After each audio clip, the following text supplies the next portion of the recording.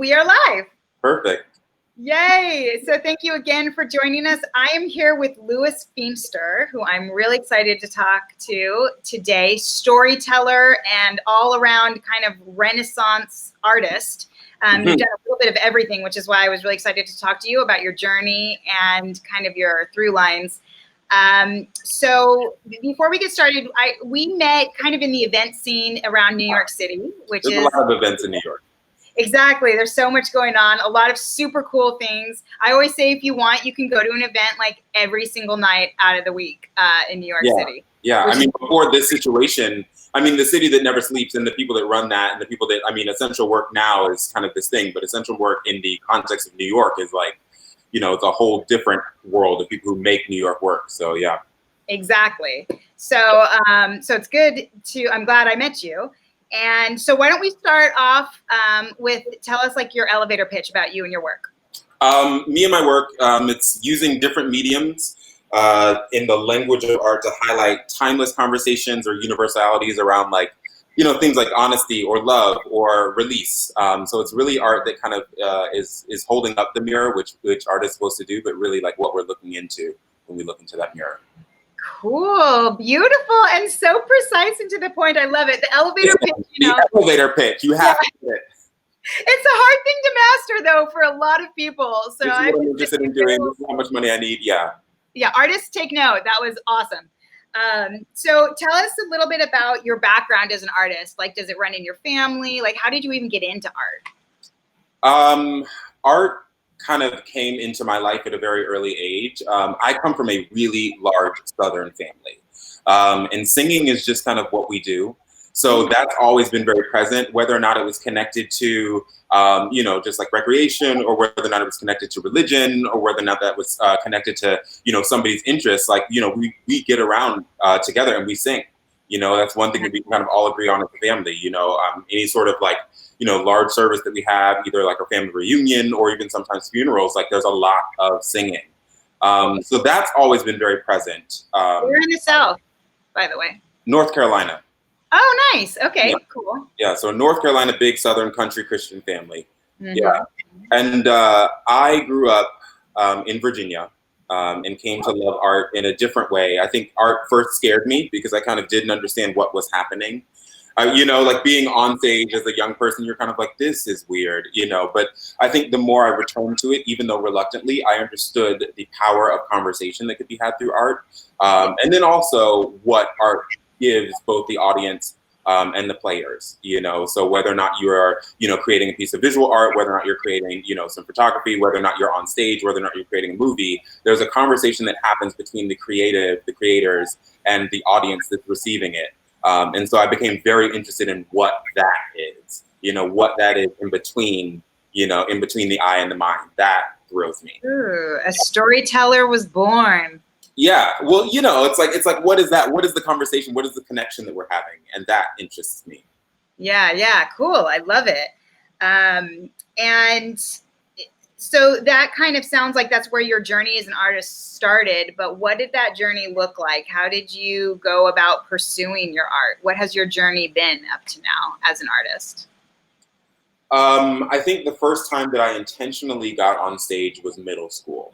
So it's been a long road of this relationship with art. You know, some people call theater a cruel mistress. I don't think I understood that then. I kind of understand it a little bit more now, but it's really about believing in your ability to be an intercessory, you know, or believing in your ability to have a conversation or wanting to hold space for a conversation at all costs. So that was theater first. So theater was really your first. It was the first thing that I knew where art was that I could participate in. Okay. You know, being a part of a theater production is what art looks like when you're young and you have these options. You know, it can be a dance class. It can be, you know, you may be a visual artist, you may paint, but everybody's painting in art class. And theater just kind of seemed to be the art that one was doing if you really wanted to, quote unquote, do art. Right. Okay. Just out of curiosity, because my background is theater, what was your first show? Do you remember? In middle school, it was probably Guys and Dolls. Oh, nice. That's a good one. Okay, Pretty cool. good. Yeah. Classic, you know, you've got your tropes, you've got your, you know, It's Sit good. down, you're rocking the boat. Huh? Sit down, you're rocking the boat. That's guys indulge, right? You're rocking the boat. Absolutely. Yeah. Absolutely. Yeah. So any of those kind of like the musicals that would really just kind of like run the gamut for as far as like what, you know, youth productions would be asked to put on. I participated in a lot of them. So it was really good training for, again, that moment between, you know, the players and the audience, or anybody who's presenting in the audience. Cool. Yeah. And then, yeah, go ahead. Yeah, I mean, after that initial, I started to actually seek it out because, you know, art is available to you if you're a part of an after-school program. But then, you know, there are some people who take it a step further and they may explore community theater, or they may explore, you know, their local art scene. We lived closest to DC. So if I really need to really get my hands dirty, you know, we could go into DC and audition.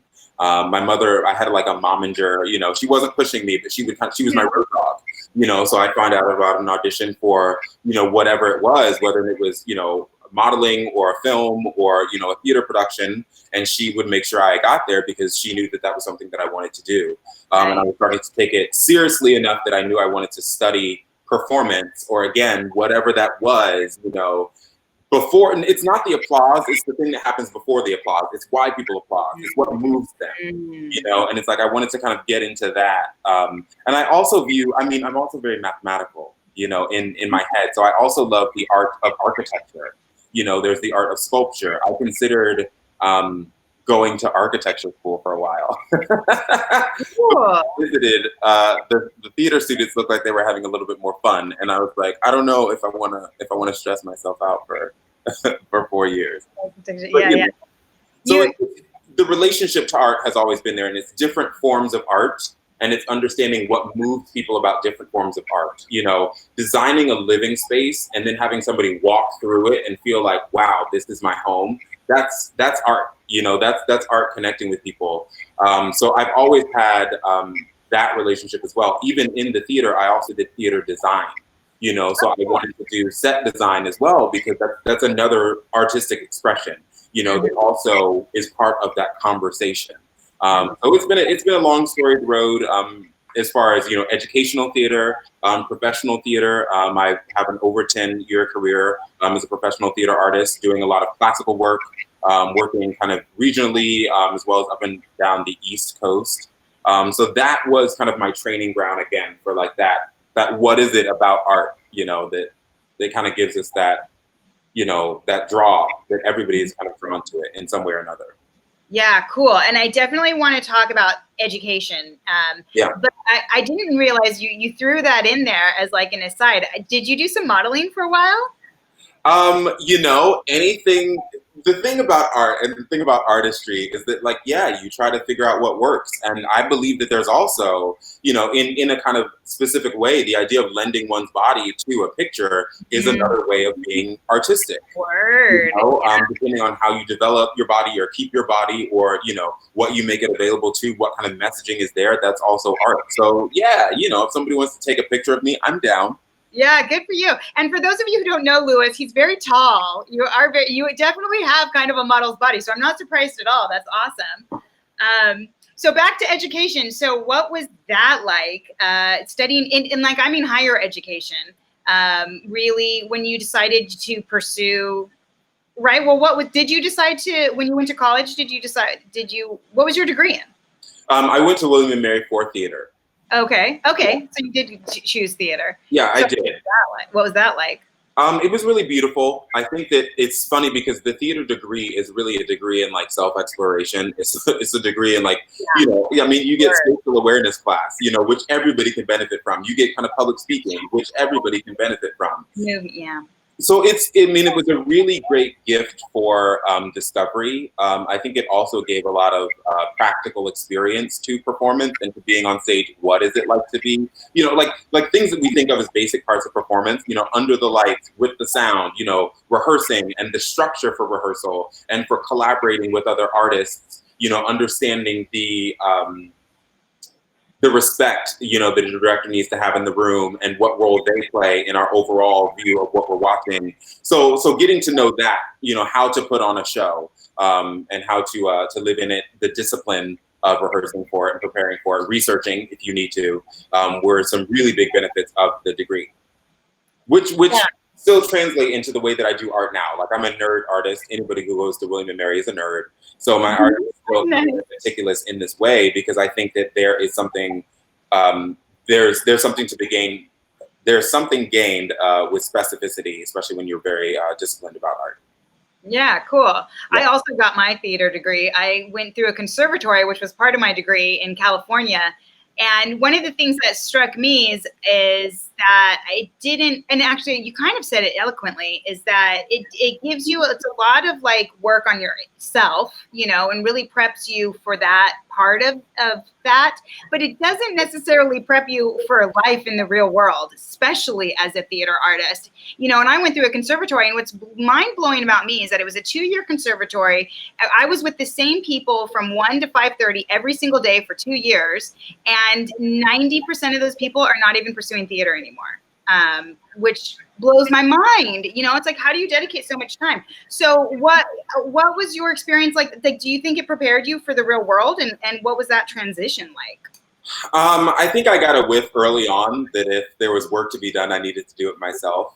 You know, I think that there is a beautiful thing. The preparation of the craft is really beautiful, but my degree and my program didn't necessarily also prepare me for the business side. But as soon as you graduate, you now need to be a business person. Right. You are a business of one, you know, and you either have to seek that out and understand that if your program doesn't include it. But I'm grateful for what I learned about the craft, but there was a learning curve afterwards where I felt like now I'm, you know, taking the seminar and learning all the different things that I didn't learn. So there's merits to it, but really I wish that there was an opportunity for, you know, arts programs and business programs to at least work together. You know, that would have benefited. I would have definitely enjoyed having that as a specific part of my program. Totally, I agree. And I've heard, so I call that arts meets biz, you know, where Arts meets biz. What? Hashtag arts meets biz. Word, you said it. He said it. And yeah, because that's the part that's missing, I think, from a lot of people. And I've heard that they're starting to integrate that into some arts programs now. They have like basically like teaching how to be a solopreneur. And I think that's the trend anyways. We see a lot of people taking their career into their own hands. And what comes along with that is artists doing, or specific to the theater, actors doing a lot more than just acting. And you mentioned that recently, now you've been doing some producing, which I love because that is so arts meets biz. And there's so much value, I think. I started out really as, well, I mean, I was an actor in my conservatory, but then I was really a producer for most of my career in the theater.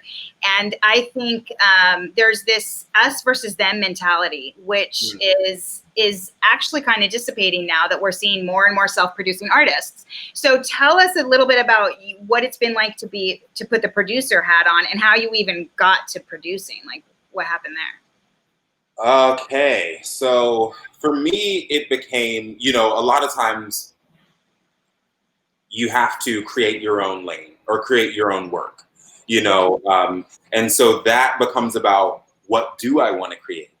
You know, is it that I'm creating the default thing that is, you know, already in my line of sight? If I'm an actor, am I creating a play? Am I creating a screenplay? Am I creating, you know, so what do you create so that you have essentially your own platform? Because a lot of times you do see artists who are, you know, becoming famous for work that they've created, or who are coming in contact with the people who put them in contact with the people who, you know, can ultimately give them what they need, either whether it's funding or a platform, because of what they've produced. So really, for a lot of people, I think as soon as I graduated, I started hearing the conversation about self-producing. You know, what are you producing? What is your product that is yours that you are uniquely offering?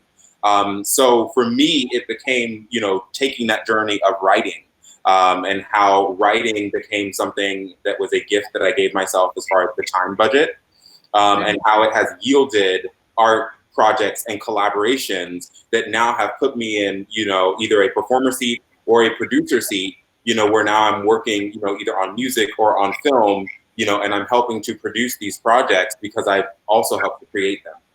Yeah, cool. So that was a huge like umbrella, but yeah, so I came through it through writing. I came to it through writing.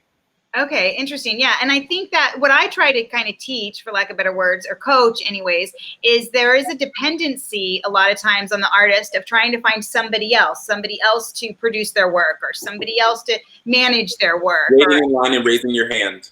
Exactly, waiting in line. Yeah. And so I like this movement of saying we don't need that. We can create it. I like the self-producing thing because it gives you the power, right? And you talked too, which is kind of a nice transition into it, is about when you are in that seat, there's like ego work that is done, because now all of a sudden it's a kind of, you're on both sides of the table, right? Yeah. Yeah, I mean, it teaches you a lot about, like, you know, what you actually want to put forth, what you're willing to put on the line, what your discipline is, because if you are trying to produce these works, you do have to kind of like ultimately decide what you want to say. You know, if you're just producing work and you don't know what you're saying, you know, keep it or spend time with it or figure out what it is. So I think self-producing really comes out of figuring out what you want to say. And I think that as a performing artist, understanding the shift to being an artist who was initiating what I wanted to create, you know, as opposed to stepping into a script, I'm not creating the script, you know, so that is a totally different perspective. Even though it's still art, I feel like I'm having a new career because I'm now producing and initiating work. And that has been a journey of the ego, because you have to let go of the idea that everybody that you know will like it, or that everybody that you know who is your friend or supporter will automatically want to jump on board with it. And you've got to decide, for me, what conversation I want to have, how I want to have that conversation, but also be empowered by the fact that I believe in the conversation I'm having, you know, and not be deterred by the fact that somebody hasn't called on me when my hand is raised. You know, producing the work is about producing the work. If you believe that this is a conversation that is useful to be explored through art, and that other people can participate in this conversation through art, you know, you really got to humble yourself. I think that artists a lot of times are servants, you know, in this way that we offer up to, you know, society, and society may, you know, accept it, or they may, you know, play with it for a while. They may give it a long run, you know, like you've got a celebrity or a show or a movie or a song that gets a long run, but really it's like, you know, you're offering up something, and to allow other people to release, to allow other people to feel joy or to feel love. And that's a very specific space that I don't think is best served if you are still being driven by ego. Yeah, 100%. I mean, I always say as a coach, if my job is to help artists be more sustainable, my biggest competition is ego. You know, you got to get out of the way. Absolutely. So that's awesome. So now tell us about this project that you're doing, because it sounds like you've been doing a lot of writing. Yeah, this is my first book here. This is Upwards. I published this in 2018. This is a collection of poetry. And really what I wanted to do with this is, I also say, I joke, it's like a mixtape, you know, or like a demo. Like if you want to know what I'm about, it's in here. And from that, I've been able to collaborate, and that's going to have a filmic representation. It's also going to bleed over into music. So one of the projects that is actually coming up is actually a short film based on 4 of the pieces in the book.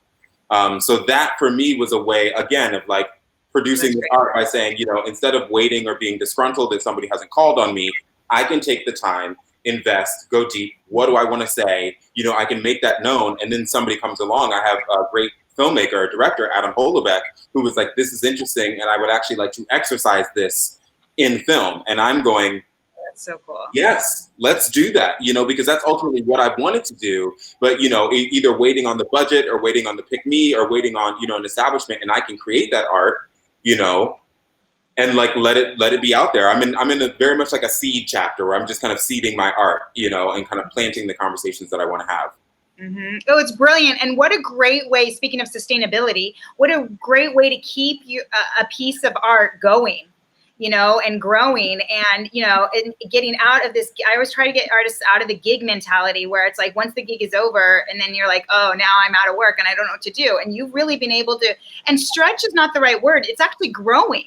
Yeah, I'm interested in creating a body of connected work. Yeah, beautiful. that meets people, you know, like if you're into reading, sure, pick this up. If you want to listen to music, there will be music for you. If you want to look at something visual, there may be visuals. And a lot of times the themes are connected in the kind of work that I want to do and the conversations I want to have, but it's different mediums, you know, and the mediums are the tools for the language that we have through art. So yeah. Multimedia. I love it. And I really think that's where it's at. That's why I say I work with arts across discipline, because it's more, first of all, we're all the same. And so we all think the same, the artist mentality, but also it's across platforms. So I love that. I did put the link in the comments, everybody, for that book. It's on Amazon. It's also it's also sold through Bookshop.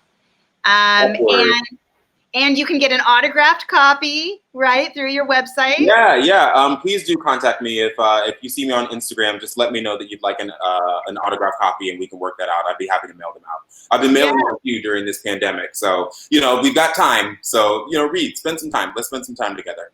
Totally, and again, very intimate. My writing is very intimate, so we'll get intimate if you. I love it. And clearly you have something to say, you know, and I think just your expression is so fascinating to me, the way you're expressing all this stuff, that no doubt your content, I think, is really interesting. So I'm excited to dig in. Listen, I like to drink wine and, you know, have long conversation, and I just kind of packaged it for sale. Conversation with Lewis. Conversation. Yeah. Cool. And you have something else coming out, right? Or what's the project that you're working on now? I'm working on like 7 projects right now. Nice. The ones that I can talk about, there's Lens Muse, which is going to be an exercise of 4 of the poems in Upwards. So that book is going to get, it's filmic, and it also has a sound journey in it too, with a great producer who's actually a mutual friend of ours, who's done some sound producing on that. And I'm excited about what that is going to do, because it is the seed of the thought, it is the seed of the conversation, but also with the influence and the partnership of visual, connecting us kind of in this very almost universal space, universal and timeless space, but with very kind of new, a pastiche of music. The soundtrack to it is really, really intelligent. And so I'm really excited about that. So that is the second. So Lens Muse is based on Upwards. And then I also am writing and making music with a band. So that's another medium that I am exploring. But, you know, for me, music and poetry are very similar, you know, and from my work with performance, you know, I've sung for years, you know, and instead of saying, oh, why aren't I singing? Write, sing. Mm-hmm. You know, it was that simple for me. You know, I was sitting around, it was a couple years ago at Christmas, and I'm going, I would love to do more singing. And I said, Lewis, if you want to do more singing, do more singing. Absolutely. Let it be heard. Let it be heard. That's, you know, all it takes. That simple. Yeah. And one of the other things I always say is to look at your network around you and to see where you are now, because a lot of people think that, say they have the thought that they want to sing, and then they're like, okay, I have to find a studio, I have to find a collaborator, I have to find all these things, but you can always be waiting to start. Exactly. You can literally always be preparing to start. And sometimes that kind of procrastination, you know, maybe born of anxiety or what have you, sometimes you just have to be like, it's going to be messy, I'm going to be uncomfortable, but I have to start. You know, and I think for a lot of people that especially come out of a training program, or especially who may be, you know, used to stepping into other people's art, sometimes doing your own naked art can be really, you know, but you have to sometimes start. You have to say, I'm going to be uncomfortable. I'm going to make mistakes. It's not going to be at the caliber that I'm used to collaborating at, because when you collaborate on big productions, it can be very glossy. And when it's a, you know, party of 1 or a party of 3 trying to put something together, you have to accept that what you are doing, what you care about, the conversation that you want to have is going to be exactly where it is. And it may be raw, and sometimes that reaches people too, but you have to start. Word, I 100% agree. And that's what's so beautiful about art, I think. That's what I love. Art is the best art, I think, is just an expression of the self, you know? And so it doesn't matter where it is if it's coming from the heart, I think. Yeah, it's gotta be pure. That's that moving the ego out of the way. Like know your shadow, be friends with your shadow, don't be scared of your shadow. Okay, that's over there, but also your ego also needs to move out of the way so that you can just, you know. Word. I totally agree. All of those things. Yes, yes. So we're kind of there. I think if people have not already kind of put it together, I'd love to hear it from straight from your words. What would you say is like the through line of all of your work? And, you know, starting from singing as a kid with your family, you know, to going through theater, to doing writing, producing, film, music. Um, And I call this too, by the way, vision. So like vision yeah, and why and your purpose. So what is yeah. your vision? To release, you know, I think that what art does, I think what art does when it gets in contact and reminds us of our spirit, you know, which for me is a very, spirituality is also this very like secular thing. Like, I just think that it exists, you know, like, I don't know if we really opt out of it. It's, you know, art touches us somewhere, and that's somewhere that we can't name. Sure, let's go with that. You know, I call it spirit, call it what you want.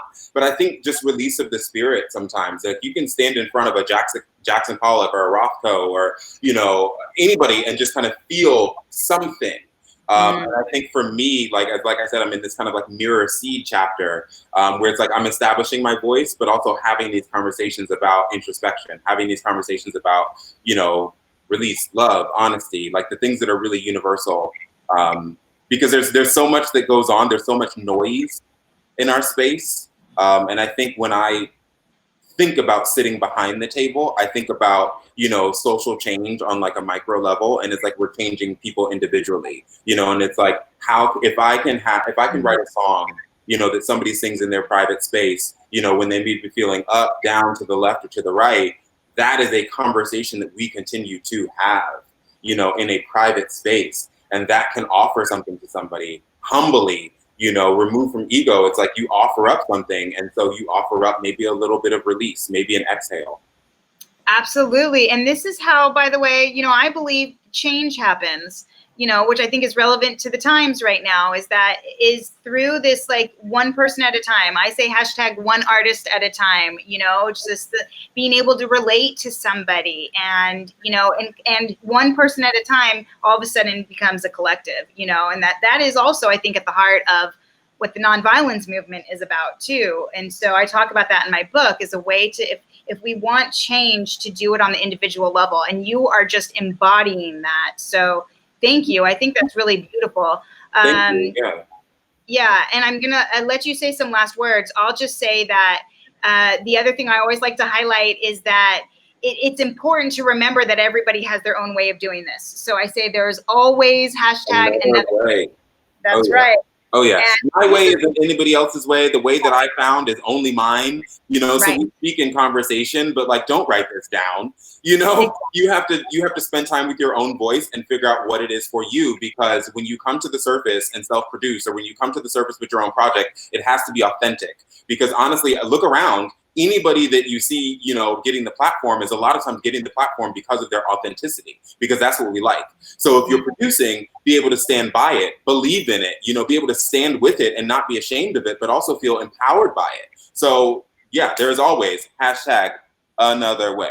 Amen. Thank you. Exactly. So now is there anything else that you want to promote? I know you're in another book, right? Oh yeah. Yeah. This is another one that came out this month. Is Genre Urban Arts, which is a lot of urban artists, actually, specifically. And that link is also available. Just put it up.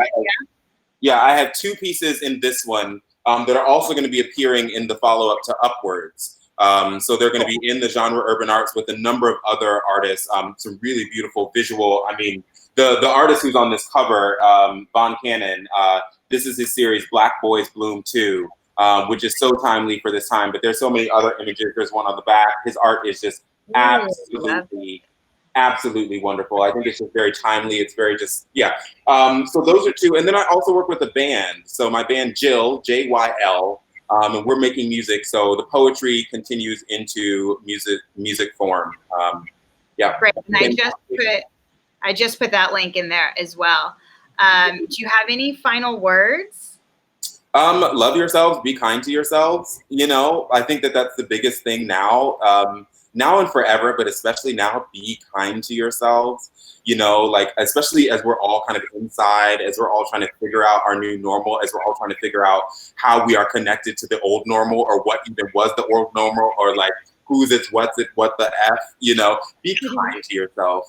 You know, like everybody just be kind to yourself, be open to learning, you know, being quick to anger. Sometimes you may miss a lesson. And if you just exhale kind to yourself and kind to other people, it can change your day, you know, and if you change your day, you might change somebody else's day. Exactly. One artist at a time. Thank you so much, Louis. This has been a pleasure. I can't wait to hear more from you and to see more from you.